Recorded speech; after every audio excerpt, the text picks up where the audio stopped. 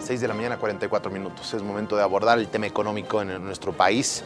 Todo esto que se está hablando del incremento del Fondo Monetario Internacional, que va a ser de 5.5%, luego de haber tenido una caída de más de 8%. Vamos a conocer la opinión ahora de otro economista. Estamos junto a Jaime Dunn, es asesor financiero.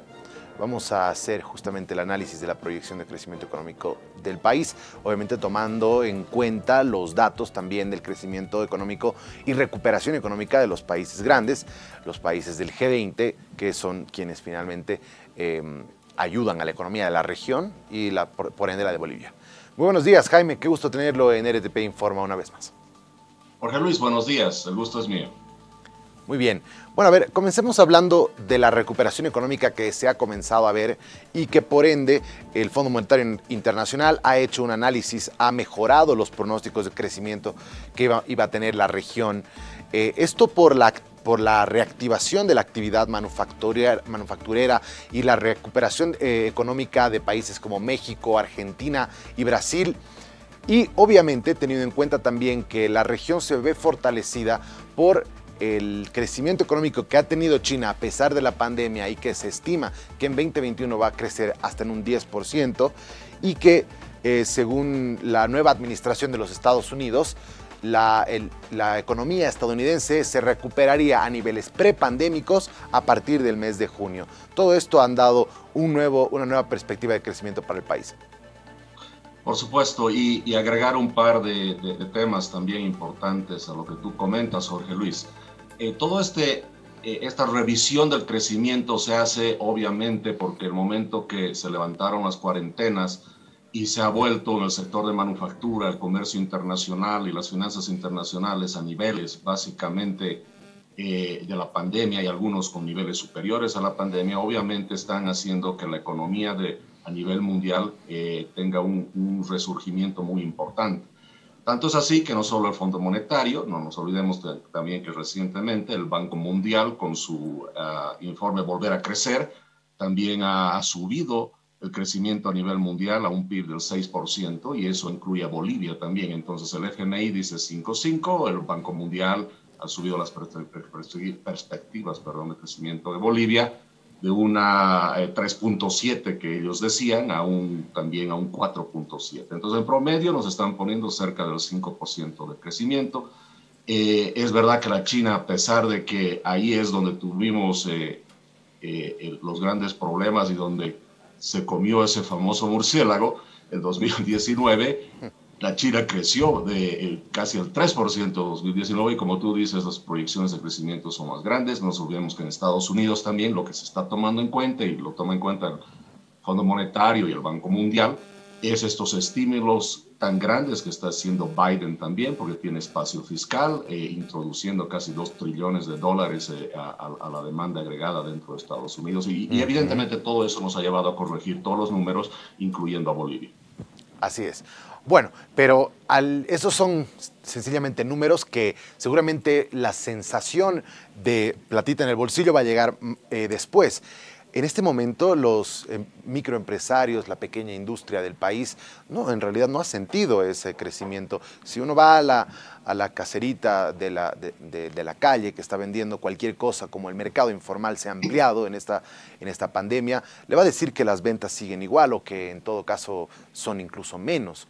En ese sentido, resulta casi irracional hablar, por ejemplo, de un aumento salarial que hoy en día está en discusión y más aún de un doble aguinaldo, porque según el decreto 3747, decreto supremo, si es que la economía crecería en un 4.5%, tendríamos que pagar un segundo aguinaldo.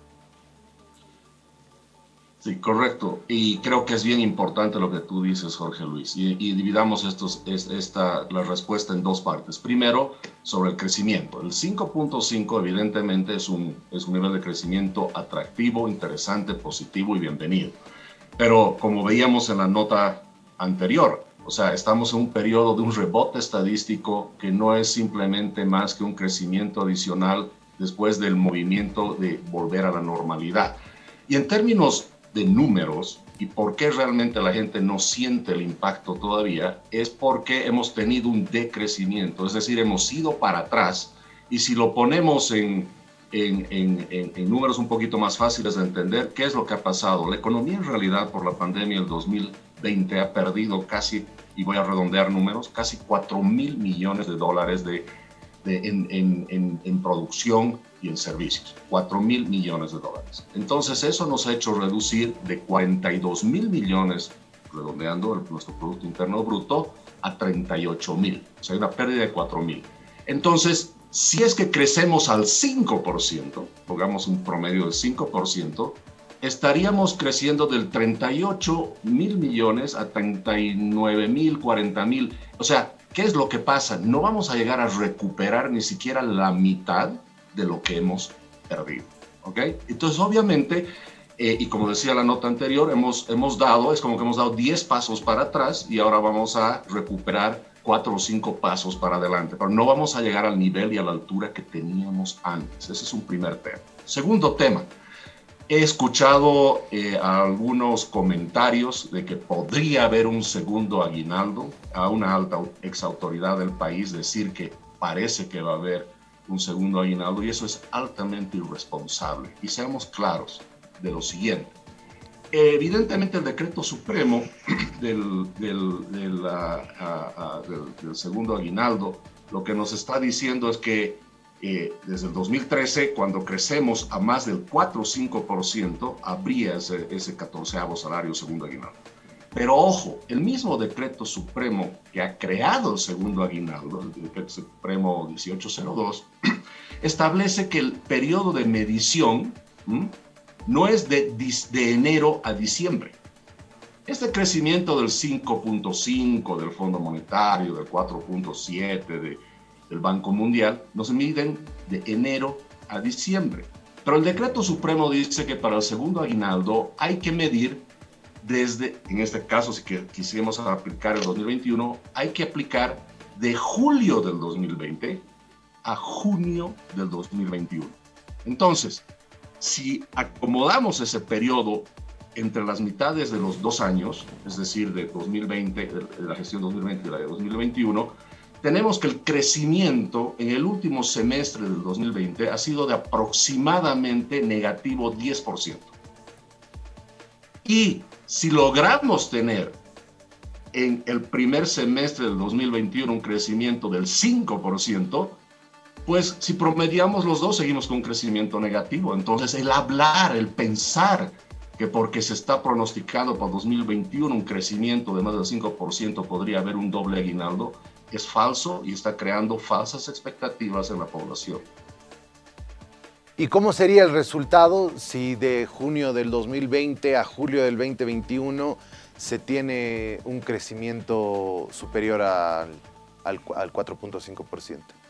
Bueno, evidentemente, si la suma de los dos nos da un crecimiento superior al 4.5, tendría que haber un doble aguinaldo. Pero para que estadísticamente eso suceda, deberíamos estar creciendo en este momento sobre el 10% al año, lo cual no está sucediendo. Entonces, tengamos cuidado con eso. O sea, para poder recuperar la pérdida del último semestre del 2020 y que el resultado final a junio del 2021 sea del 4.5%, deberíamos estar creciendo a tasas superiores al 10-12%, lo cual no es real. No va a suceder en las próximas décadas. No nos olvidemos también, Jorge Luis, que hay que tener mucho cuidado con estas cifras que nos muestran un crecimiento, por lo que decíamos en la anterior nota, también un rebote estadístico muy importante, no solo en Bolivia, sino en todas partes del mundo, donde en 2021 va a haber un crecimiento evidentemente interesante en números estadísticos.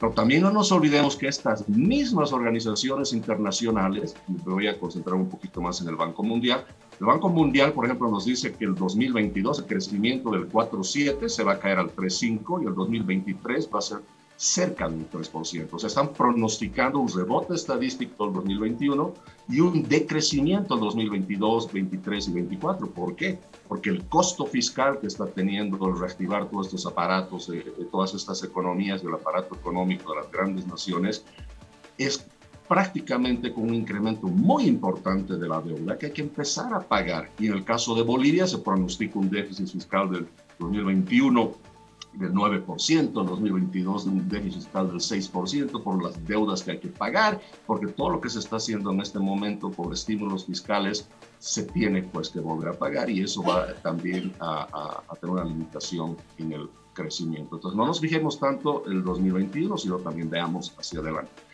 Pero concluyo diciéndote que la posibilidad de doble aguinaldo no es una realidad. Muy bien. Ahora, hablando un poco de la recuperación económica del país, que el gobierno la ha centrado a través del aparato público, a través de inyectar dinero a la demanda, un poco también preocupa el tema de la renta petrolera. Sin embargo, el precio del crudo en este momento está oscilando en los $60, un precio que no es del todo optimista, pero es algo que podría tener, digamos, a la economía con una renta petrolera un poco más interesante. ¿Cómo se perfila el crecimiento de las materias primas, que en el caso de Bolivia el gas es fundamental? Bueno, en general, justamente por lo que hablamos de ese rebote estadístico y ese crecimiento natural que se ha dado con la China y otros países, no solo el petróleo, sino todos los minerales, por ejemplo, la soya sobre los $500 y los grandes incrementos en los precios de los commodities ha tenido un impacto obviamente muy importante en el país. Primero, ratificando que somos un país que depende de la economía internacional, no tenemos ningún tipo de soberanía en el control de los precios, entonces todo eso evidentemente se está reflejando en estos crecimientos que estamos viendo, producto justamente de que al incrementar los ingresos del país, obviamente incrementan los ingresos del mismo Estado boliviano y hay un margen adicional para poder incrementar la demanda interna, como se está haciendo con mayor gasto. Pero otra vez, volvemos un poco a las políticas del pasado, que tengamos más ingresos gracias a lo que sucede en el exterior, no tanto a las políticas internas, y sigamos incrementando el gasto hasta donde podamos. Entonces, algo que de alguna manera se podría ver como un beneficio importante para el país, porque evidentemente nos está ayudando a crecer, a mediano y largo plazo, sin embargo, significa otra vez volver al esquema de mayor gasto, mayor endeudamiento, y tratar de apostar siempre a que bajo la vieja economía y bajo una estructura económica extractivista y estatista, sigamos creciendo hacia adelante cuando nuestro margen de movimiento fiscal, nuestros espacios para poder endeudarnos cada vez son menores. No nos olvidemos también que, por ejemplo, la deuda total del país, que era del 53% del PIB del 2018, se pronostica también por el Banco Mundial, el Fondo Monetario, que va a llegar a ser prácticamente el 81% a partir de 2021 y 2022. O sea, todas estas cosas son positivas en este momento, pero si no hay un cambio profundo en la economía, esto va a llegar a ser un problema en el corto plazo. Y es ahí, repito, donde nos dicen, perfecto, todo esto te está ayudando ahora, pero ojo, te advierto que eso lo tienes que devolver, lo tienes que pagar, tienes que tener acceso a mercados internacionales para mantener esta política de gasto. No nos olvidemos, Jorge Luis, que de los 4.000 millones, redondeando también, de inversión pública que va a haber en el país, se espera que nos presten 2.000 millones en los mercados internacionales. Entonces estamos dependiendo en nuestra economía de que los precios se mantengan altos y adicionalmente que estén dispuestos a seguir prestándonos, cuando hemos visto también las calificadoras de riesgo que nos han puesto con un pronóstico negativo de aquí en adelante. Muy bien, muchísimas gracias por tu tiempo, Jaime. Ha sido importante conocer tu opinión económica.